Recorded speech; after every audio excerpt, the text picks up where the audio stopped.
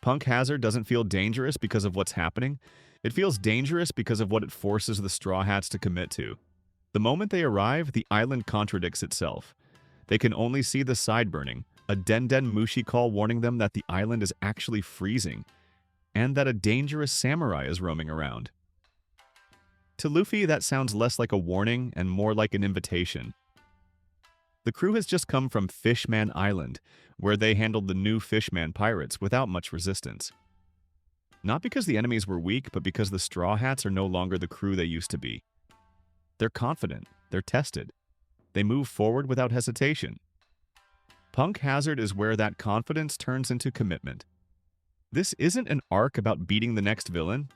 It's about the moment Luffy decides that the crew is ready to aim higher, ready to challenge the balance of the world itself.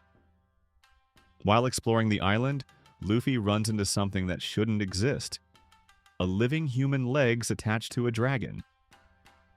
Zoro cuts the dragon down with ease, and this strange encounter leads them to Kinemon, a samurai from Wano, a land directly tied to the Yonko and the power structures ruling the seas. Punk Hazard quietly starts connecting threads the Straw Hats haven't seen before.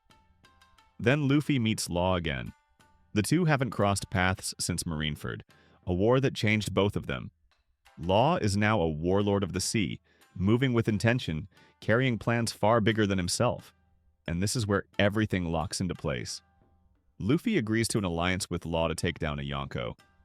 No long discussion. No careful weighing of consequences.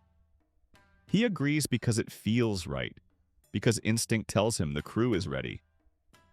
For Law, this is terrifying. He realizes immediately that if this alliance is going to work, it won't be because Luffy follows a plan. It will be because Law learns to build one around Luffy's impulses, values, and refusal to compromise. That decision changes the direction of the entire story. Punk Hazard makes it clear who stands in the way of that path.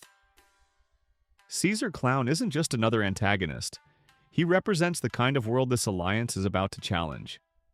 A scientist who experiments on children, a man who treats human suffering as data, someone deeply tied to the production of smile fruits, feeding power to Doflamingo and, through him, to a Yonko. Caesar isn't defeated because it's strategic. He's defeated because Luffy cannot tolerate what he represents. And once Caesar is taken down, there is no undoing what comes next.